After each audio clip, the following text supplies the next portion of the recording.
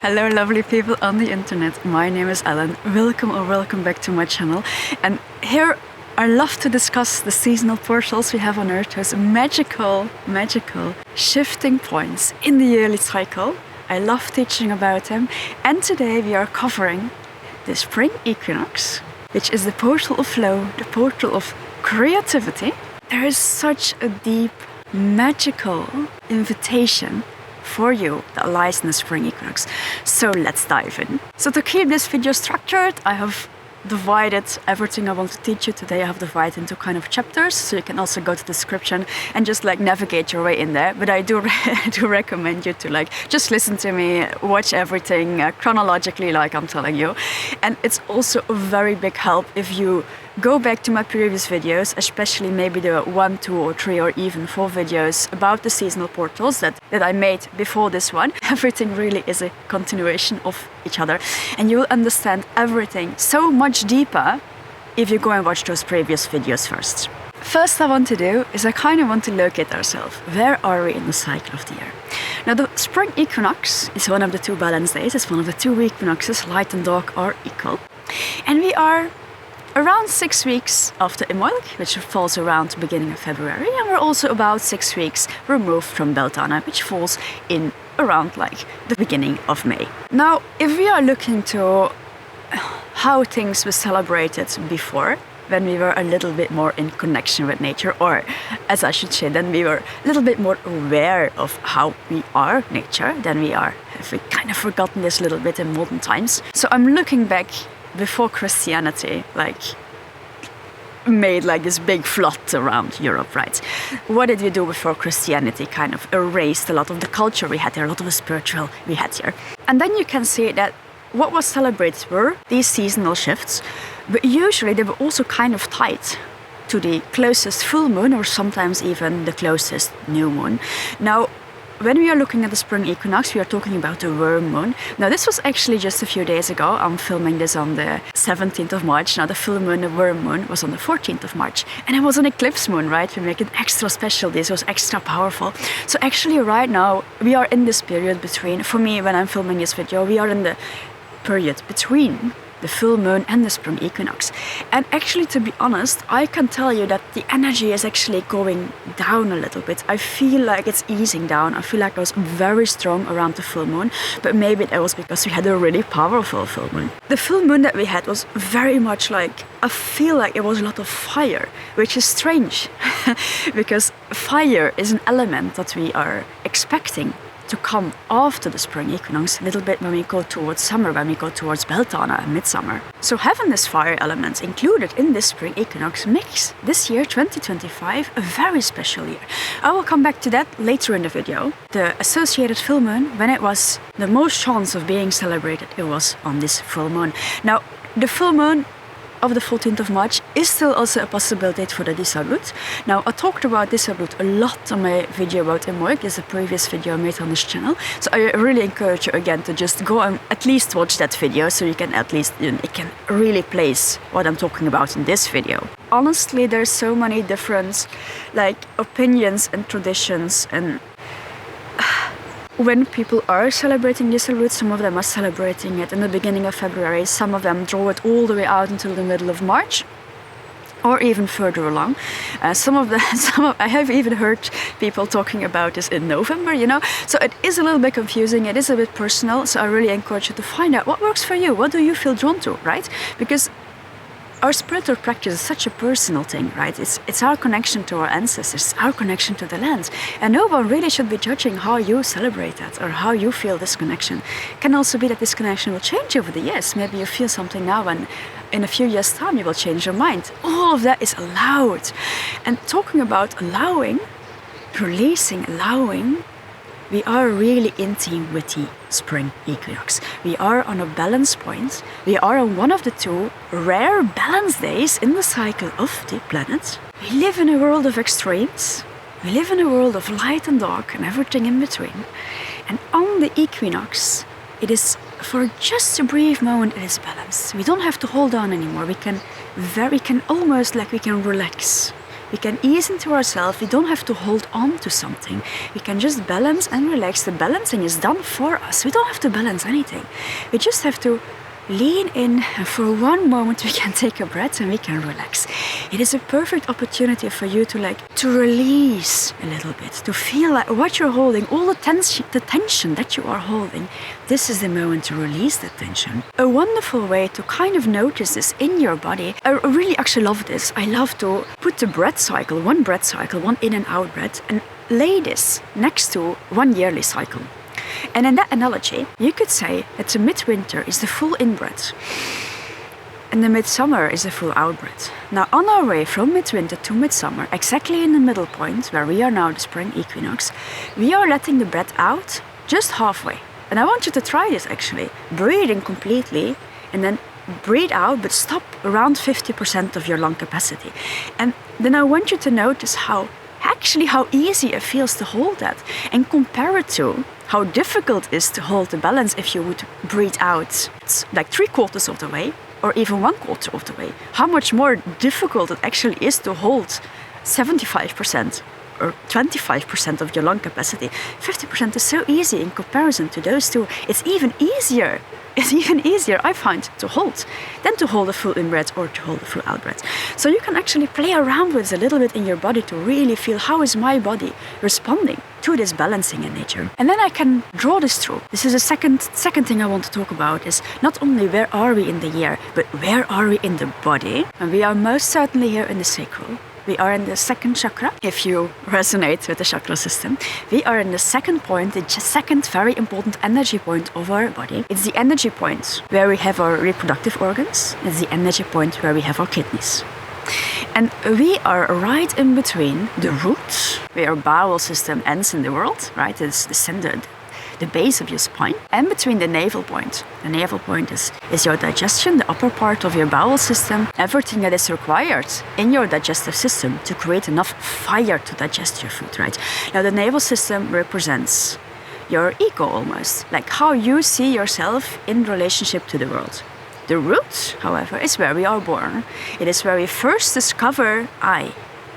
Now, we are in this very interesting middle point here. We are in between the birth, which would happen at Imbolc at the beginning of February. We were in the root chakra there. Now, there we really feel like the birth. We are emerging into ourselves and we discover I exist. Now, before we learn that there is also other, and we learn what is this relationship we have with the other, before we get to that stage, it's like the navel point, a very fiery point, we are in the water. We are in our reproductive system. We are in the second chakra here.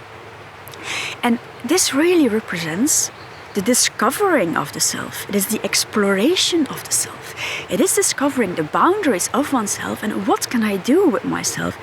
What power do I hold? What can I create? And it is a lot of creativity, a lot of exploration, a lot of testing our limits, discovering our power. I want to also focus here that we are still focusing on ourselves without comparing ourselves to others.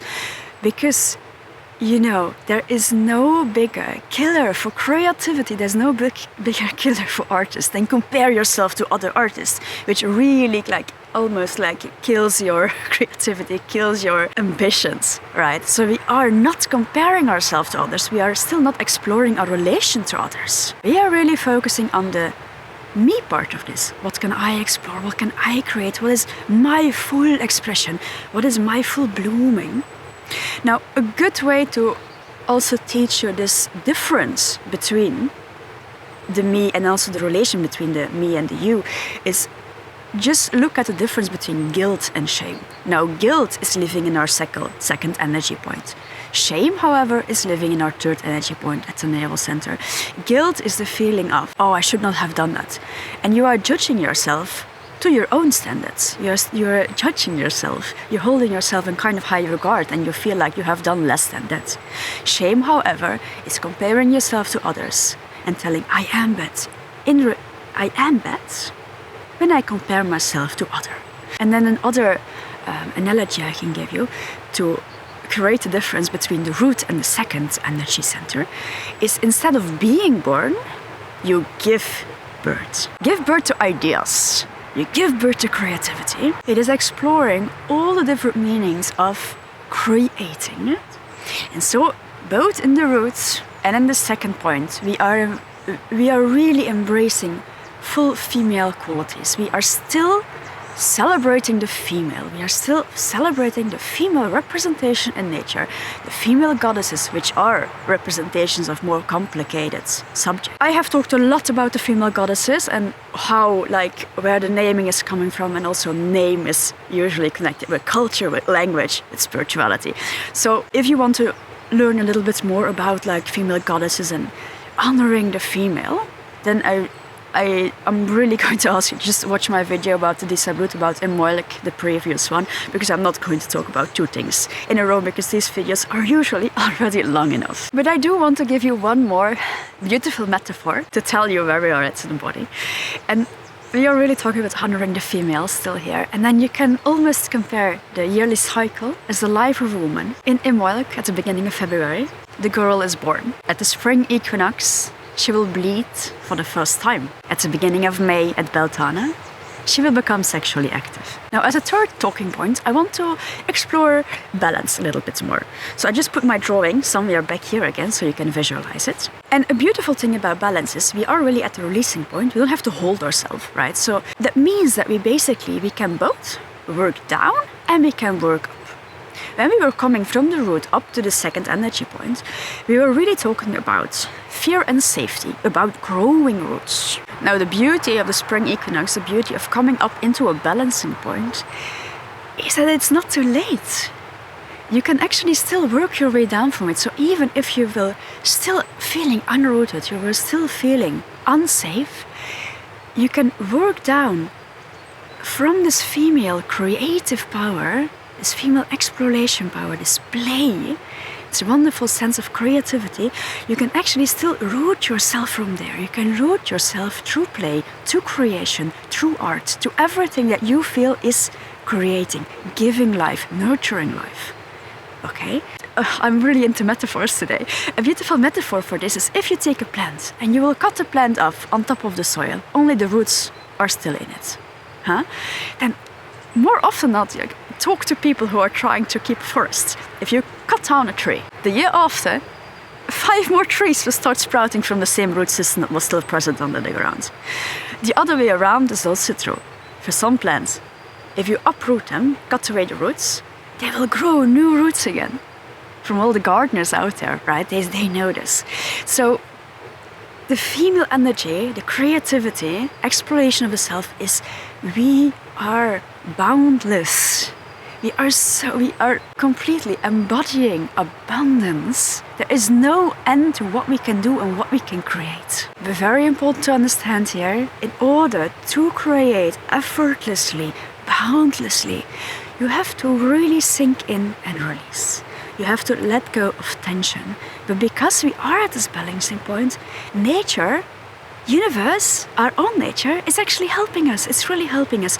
So this is an invite to lean into that, lean into your universal presence and learn how to release, how to flow, how to not hold yourself, how to trust, how to lean into trust. And when we are talking about this releasing and this flow, we really come very easily to my fourth topic I want to talk to you about today. And it is the water element. Now, when we are talking about the elements, there are so many opinions about this, right? If you're looking how the elements are represented in the yearly cycle, in Chinese medicine, in yogic theory, and then also if you look to European spirituality, it's almost sometimes it's completely the opposite, right? So it's very difficult to make sense of it if you look at the world. But know that we do not live on the same place on the world, every single one of us, right? So it does make sense if you place it geographically into the past, into the future. So actually talking about elements and how they are different around the whole world could be a topic, a video, all of itself. Maybe I will make it one time. This is not the place to talk really deeply about it. But I can tell you that we are coming from the earth. The winter, we are coming from the earth, the north, stone and earth. We are rooted into there. And now we are moving up into the water element, giving water to these roots so they can grow life. When we are moving later towards Beltane and summer, we're coming into the fire elements. Right now we are in the middle, we are in the water elements. And this may hear wrong for you, because maybe you're used to that we are right now in the air elements, right? And that the water element lies in the west. Now for me, it really feels like we are in the water element. We are in that flow. We are in the reproductive organs. We are in the kidneys. It just feels so true for me. So this is not, I don't want to lay this upon you. I want you to figure out for yourself what feels true for you. But if you look at water, water is such, it's a softness, right? We can bathe in water, we can move our hands through water. Water will not hurt us. It's very, very soft. It will just go through our fingers. It will almost give our body a hug when we are showering, when the droplets falling across our body. Water flows effortlessly. Water will not like stand upon a cliff and say, oh no, water, it will just flow, right? It will not even think. There is no doubt, right? It's not even a question for water. It will flow. Whatever you go, it will follow the way of nature, right? Now, the water element really invites you to also do the same thing. There is no doubt that I will bloom. If there is one mantra for you in springtime, it is, there is no doubt. I have rooted. I'm receiving water and nourishment. I will bloom.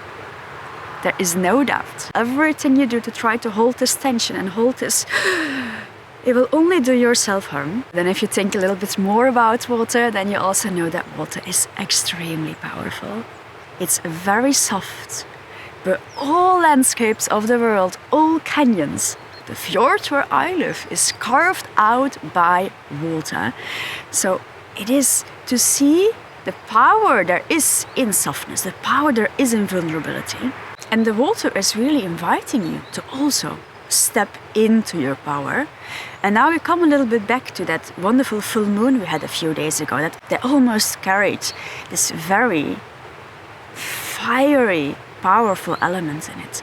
And I feel in this year, in 2025, around the spirit, I feel such a power, it's such a rage, it's feminine rage, you know, like it's such an angriness against everything there is and was to hold this power, this female creative power, this boundlessness of the female, to hold it in check, to hold it inside a box, to try to control it. You know, can't control water. Water is the glacier that carves out a mountain. Water is the flood that just completely destroys complete cities. There is no holding the water. And it is really, this year, it is stepping into this rage. And in spiritual communities, often anger and frustration can be a very negative thing, or we almost have like this a little bit of fear towards negative emotions. But let me tell you, all of them have a place, all of them are powerful, and there is an extreme, transformative, magical gift there to know how to transform frustration and anger. So I invite you, 2025, the first half year of 2025, step into the rage. Get angry. You have every right to get angry. And then we are going to beautifully transform that anger. We're going to use this extreme power, find our way back to this universal wholeness of ourselves. It is almost like a big dam, and this big dam is holding us, is holding all the water, and there's so much pressure and so much water, and there's starting to become cracks in the dam. Now, if we don't release the dam, we will drown. We have to release this anger. We have to know how to deal with this. We have to move through it. Let it move through us. Don't hold it in. Don't like push against it. I invite you, feel the rage, feel the anger. Release your female power. Release this female boundlessness energy we have. Step into your power this year. And even if there is a flood, a metaphorical flood into our life, the only thing it will do is clean. Now we come to the very last topic I want to talk very shortly about, because this is a topic we will carry this topic with us towards Beltane, towards the beginning of May. So this is just the first beginnings of this topic, you can say. And it is a topic of cleaning, to clean into our lives. we have carried a lot of things with us from the full equinox, and right now we are 6 months later, we are at the next balancing point. Right now we are beginning to see, of all the things we carried with us up until this point, what is useful, what is not useful.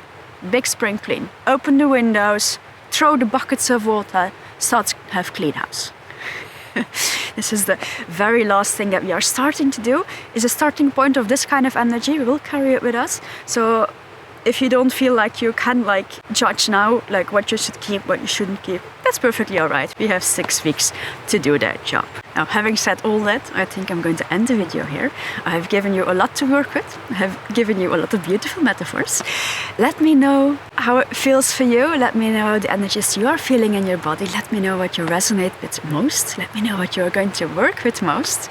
And then I hope to see you in my next video. Thank you so much. Bye.